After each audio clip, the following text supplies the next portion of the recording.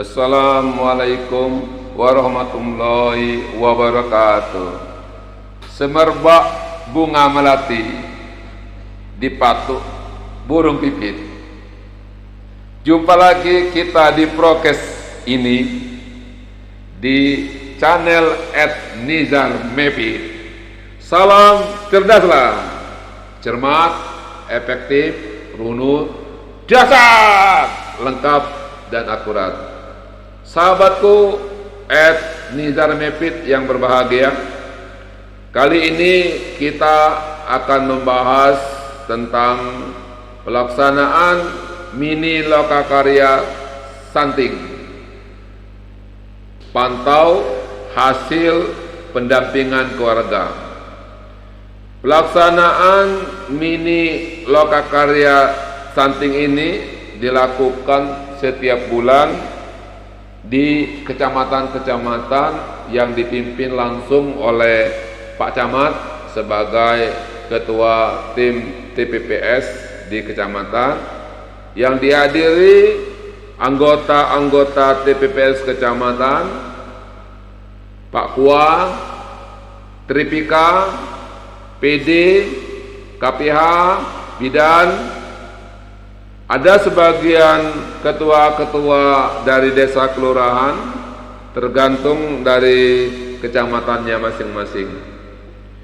Dan tim dari Dinas Pengendalian Penduduk dan Keluarga Bencana merupakan fasilitator sebagai pembedah atau pembahas hasil kajian-kajian yang disampaikan oleh Sekretaris TPPS Kecamatan, Koordinator Lapangan Keluarga Berencana, dan Wakil Ketua TPPS Kecamatan dari unsur Puskesmas.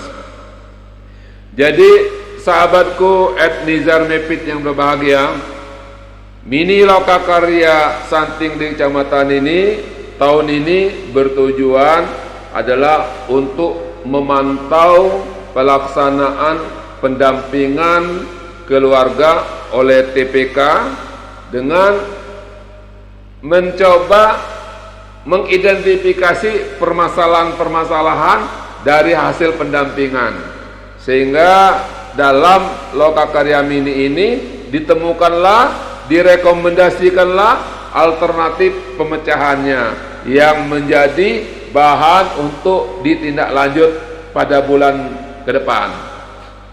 Sahabatku Nizarmepit yang berbahagia, dalam pelaksanaan ini, lokakarya mini di tingkat kecamatan ini yang dipimpin oleh Pak Camat sebagai ketua tim percepatan penurunan stunting di tingkat kecamatan. Setelah memberikan arahan dan masukan di dalam rapat, maka diminta secara umum dari Dinas Pengendalian Penduduk untuk memberikan kira-kira arahan dan strategi nasional apa yang menjadi poin entry-nya, sehingga percepatan penurunan stunting itu dibahas di tingkat kecamatan lebih kooperatif, lebih sinergis dan konvergen. Selanjutnya Pak Camat mempersilakan tim pemakalah, yaitu dari koordinator KB sebagai ketua dari tim pendamping keluarga, memberikan informasi-informasi hasil pemantauan tim TPK yang dilaksanakan di desa-desa dalam binaannya. Kemudian dari Puskesmas juga menyampaikan masukan dari kegiatan-kegiatan yang berupa intervensi spesifik yang dilakukan oleh teman-teman Puskesmas dan bidan desa sebagai TPK yang dirumuskan menjadi program aksi intervensi sensitif dan spesifik, sehingga teman-teman dari Puskesmas banyak mendapatkan permasalahan-permasalahan itu menjadi suatu inovasi di dalam kegiatan-kegiatan, sehingga Lokakarya Mini ini melahirkan beberapa inovasi-inovasi yang digagas oleh lini lapangan, baik teman-teman dari KB maupun teman-teman dari Puskesmas.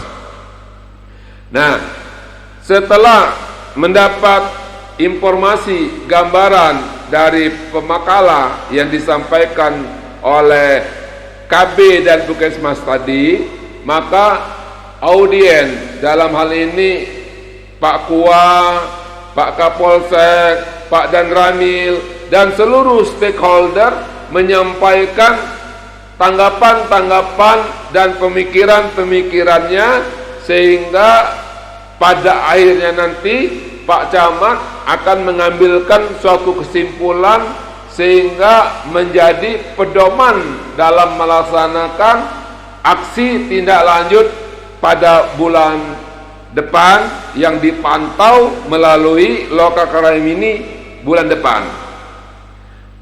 Dari hasil masukan yang disampaikan dalam paparan oleh koordinator KB, dia menyampaikan sinergisitas data dari PK 2001 yang diupdate setiap bulannya hingga tahun 2023 ini, dan dikonfirmasikan di lapangan dengan lini-lini lapangan di desa, sehingga diperolehlah data yang lebih akurat.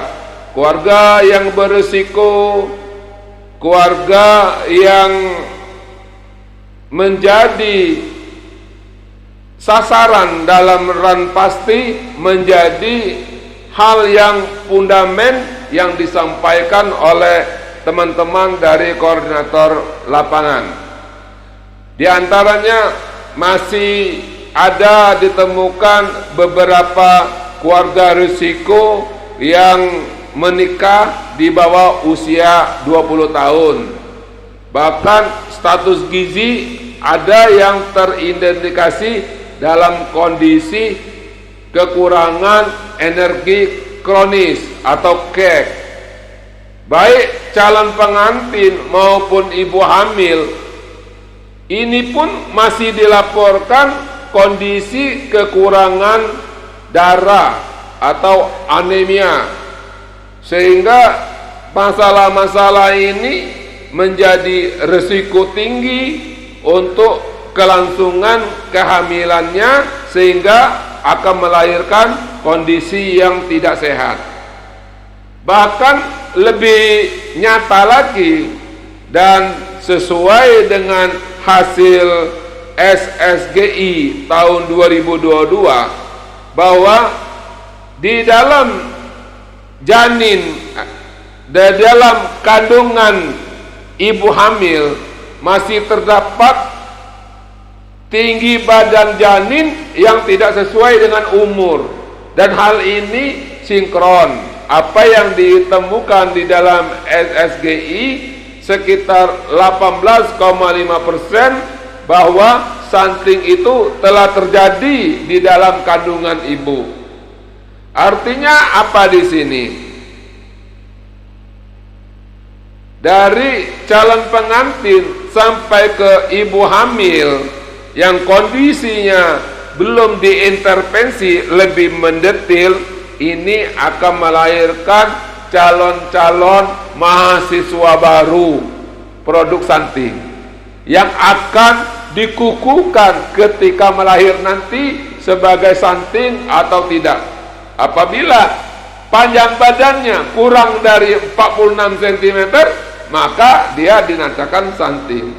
Artinya di dalam pembahasan lebih lanjut, kita jangan terjebak dengan anak-anak stunting yang benar-benar stunting yang dilaporkan di dalam EPPPGM.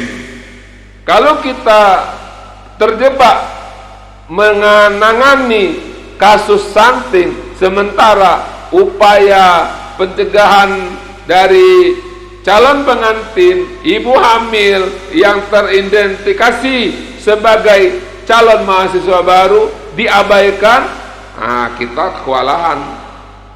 Beberapa temuan dari Lokakarya Mini ini masih ditemukan beberapa stunting baru di beberapa desa yang kita temui di lapangan.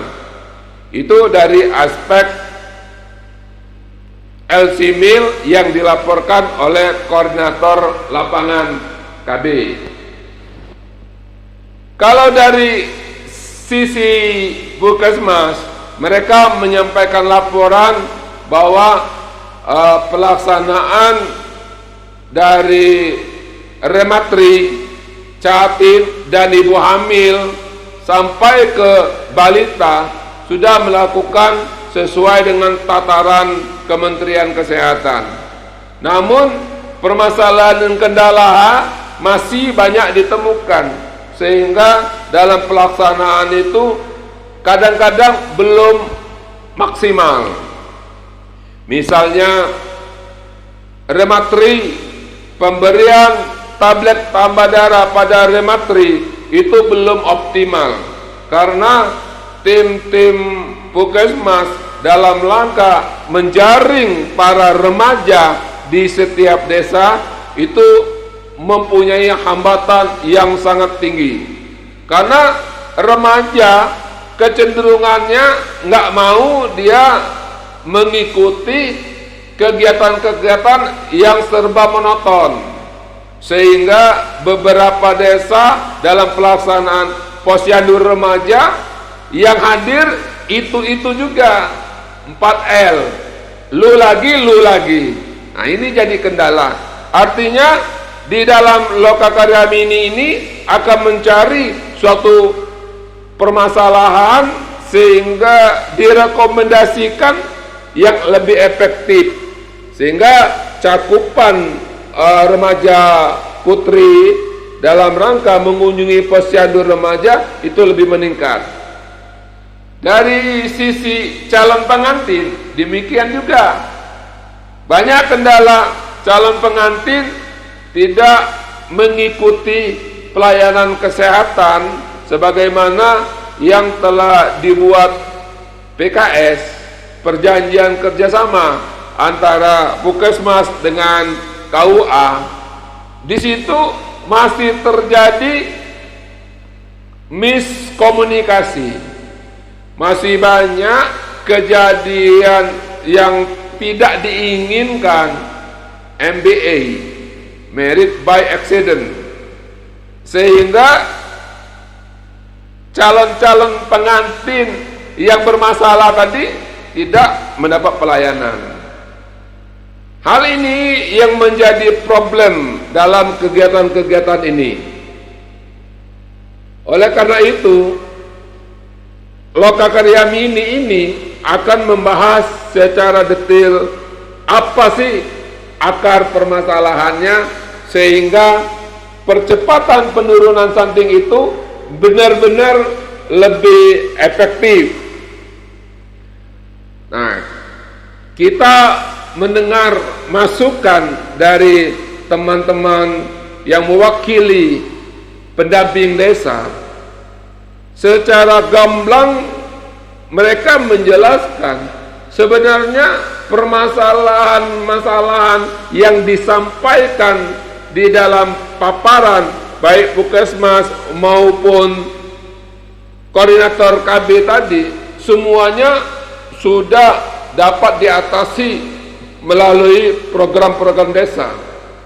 Nah, di sini terjadi miskomunikasi. Apa yang terjadi? Yang terjadi adalah sumber data yang didapat melalui update data yang melakukan validasi dan verifikasi di lapangan, situ tidak terakomodir dalam data BLT atau DTKS. Nah, data DTKS ini tidak sinkron dengan data hasil pendataan, sehingga kawan-kawan PKH dia tidak bisa memberikan pelayanan yang di luar daftar-daftar yang sudah terinclude di dalam daftar data DTKS. Nah, ini jadi problem. Dari diskusi berjalan,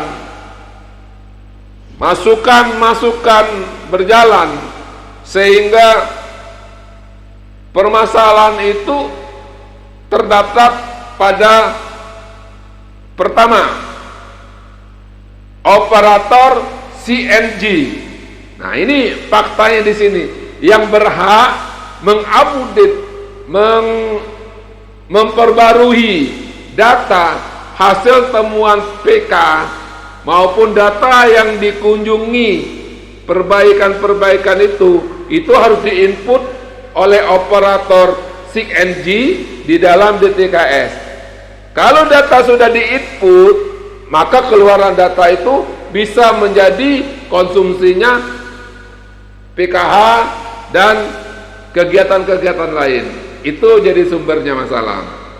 Jadi mungkin dengan adanya permasalahan-permasalahan ini, ke depan pelaksanaan Lokakarya Mini akan lebih cepat dalam melaksanakan aksi-aksi nyata percepatan penurunan stunting. Nah, demikian juga kegiatan-kegiatan yang disampaikan oleh pemakalah, baik Puskesmas maupun koordinator KB tadi, setelah diperhatikan, dibedah satu persatu, ternyata semuanya itu memerlukan komitmen yang tinggi. Sesungguhnya dalam pelaksanaan percepatan penurunan stunting, secara sederhana tidak ada permasalahan. Desa sebagai wadah yang merupakan tempat sasaran itu sudah mempunyai kewenangan yang penuh dalam pelaksanaan itu. Artinya sebenarnya peningkatan pemahaman di desa itu yang lebih diprioritaskan, sehingga stakeholder yang ada di desa mempunyai persepsi yang sama terhadap program nasional. Karena secara definisi operasional itu yang harus disamakan di tataran desa.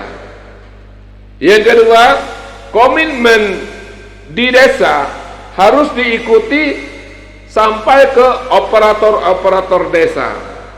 CNG mempunyai kewenangan dalam pendataan dan kepedulian masyarakat mestinya lebih peka dan mawas diri.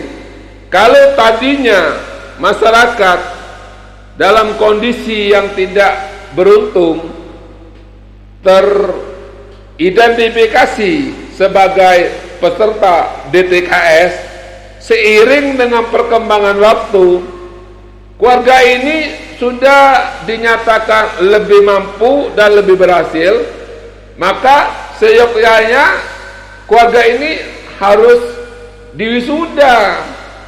Jangan lagi masih tercover di dalam data DTKS. Ini problem. Problem inilah yang jadi masalah, sehingga stakeholder di desa kurang berani mengambil keputusan.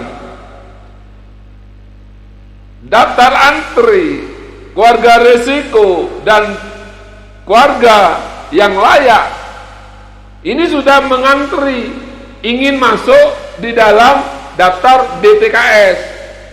Nah, mudah-mudahan dengan adanya Lokakarya Mini ini kita bahas secara bersama, mendapatkan rumusan titik temunya, sehingga dalam kegiatan-kegiatan itu nanti bisa terlaksana dengan baik.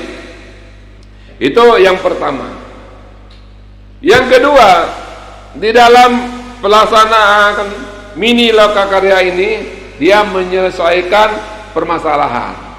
Tadi dilaporkan baik calon pengantin maupun ibu hamil mengalami kondisinya status gizi yang tidak baik, yaitu kekurangan energi kronis atau KEK.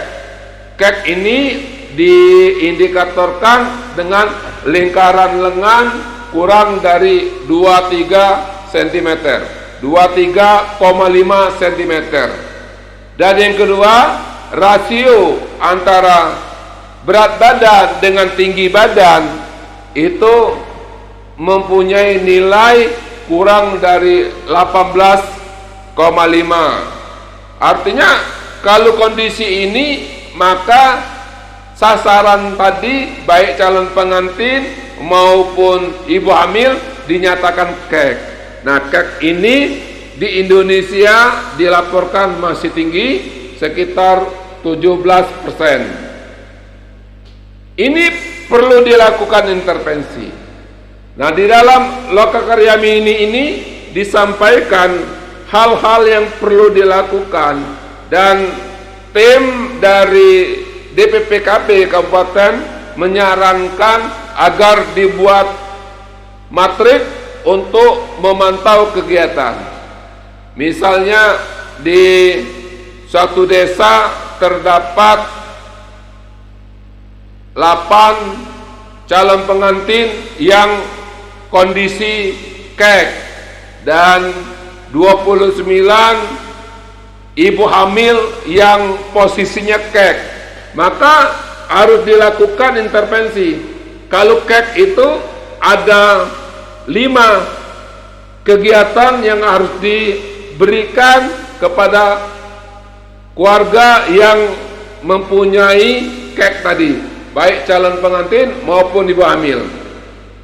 Misalnya, yang pertama, lakukan edukasi. Di dalam pelaksanaan di lapangan, baik calon pengantin maupun ibu hamil masih belum paham, belum mempunyai kesamaan terhadap stunting dan keluarga risiko. Artinya kita perlu dikasih edukasi. Kalau dikasih edukasi yang baik, edukasi yang lembut tapi menyentuh, insya Allah dia akan paham bahwa stunting itu akan menyebabkan suatu kondisi generasi keturunannya yang tidak bagus, yaitu pendek dan perkembangan otaknya terganggu, sehingga menjadi generasi-generasi yang lemah, generasi-generasi yang terbelakang. Semua keluarga pasti tidak mau itu. Nah, maka dilakukan edukasi yang baik dan benar. Apa itu stunting? Bagaimana untuk mengidentifikasi stunting? Bagaimana untuk menangani masalah stunting? Apa saja yang bisa menyebabkan stunting? Bagaimana solusi untuk mengatasi masalah-masalah itu? Nah, 4 hal itu aja yang kita lakukan edukasi, kita pancing dengan pertanyaan-pertanyaan sebelum kita melakukan penjelasan sebagai edukasi. Itu merupakan poin dari pretest. Jadi kita menjajak seberapa jauh pemahaman dari ibu atau calon pengantin tadi terhadap masalah KEK yang dirasain dia, atau yang menjadi masalah bagi dirinya. Setelah kita mendapatkan informasi awal, maka perlu kita beri penjelasan bahwa stunting itu pengertiannya apa, KEK itu pengertiannya apa, cara mengukur kek bagaimana, risiko dan dampak kek apa, solusi untuk mengatasi kek itu bagaimana.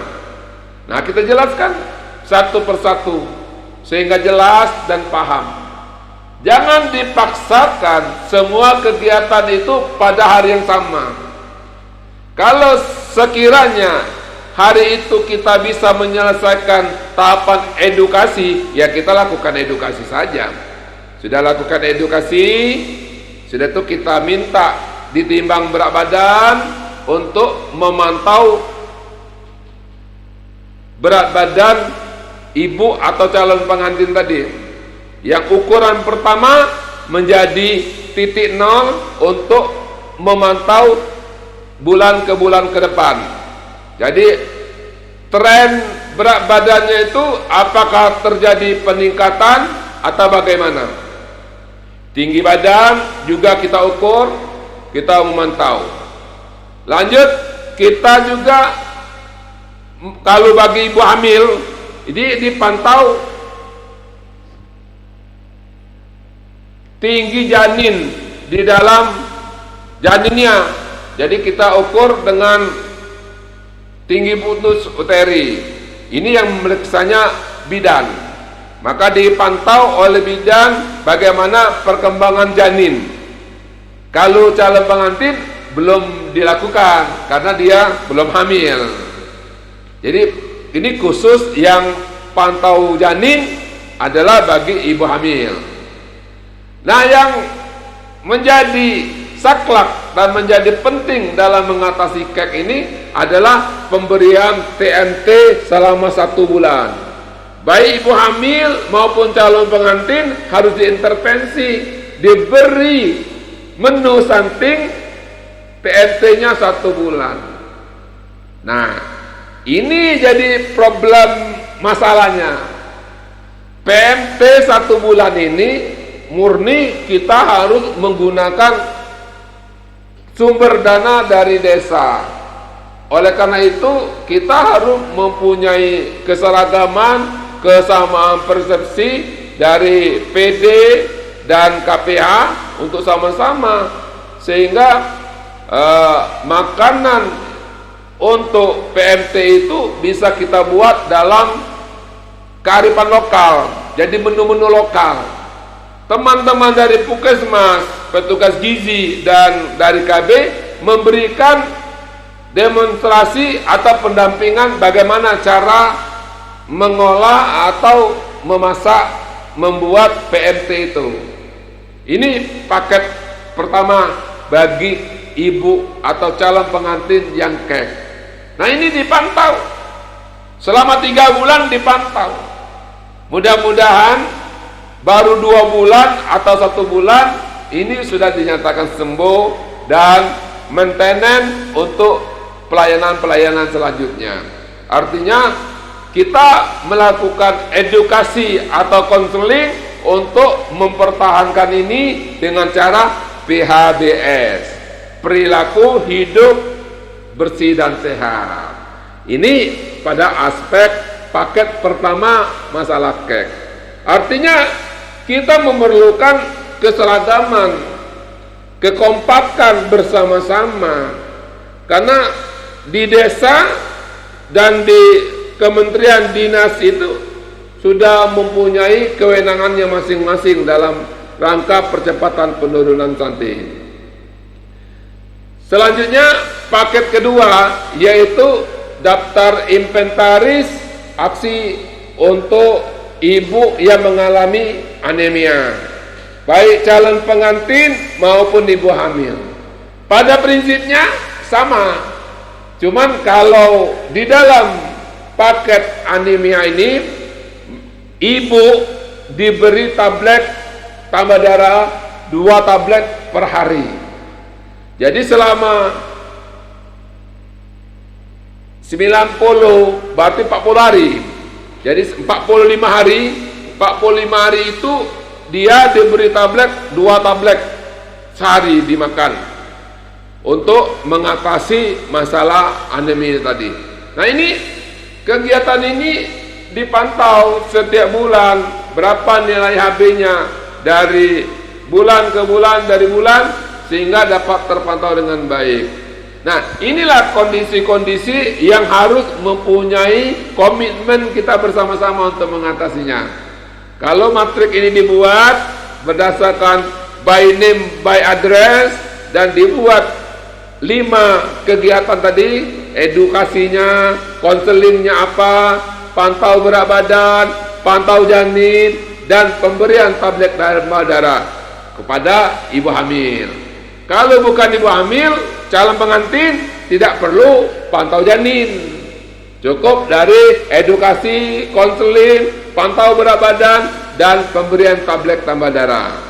Nah, ini kira-kira yang harus dibuat di dalam rumusan dari Loka Karya Mini ini, sehingga untuk Loka Karya Mini bulan depan tabel inilah yang menjadi pedoman bagi tim TPPS untuk melihat prospek kemajuan dari kegiatan-kegiatan dilakukan hasil Loka Karya Mini bulan yang kemarin.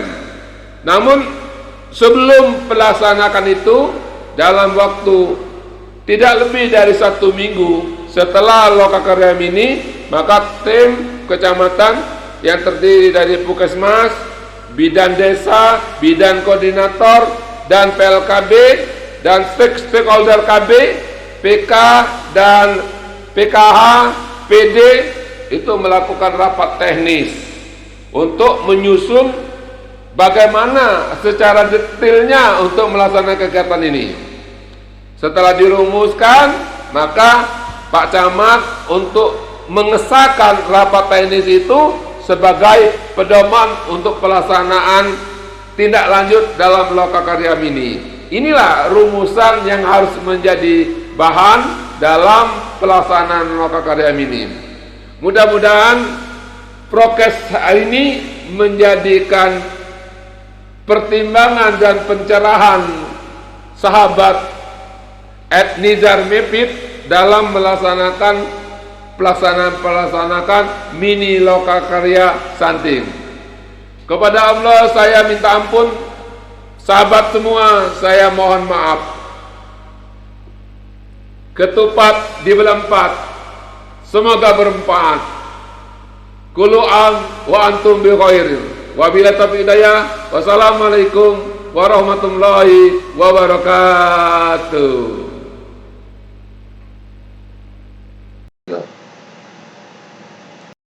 PKH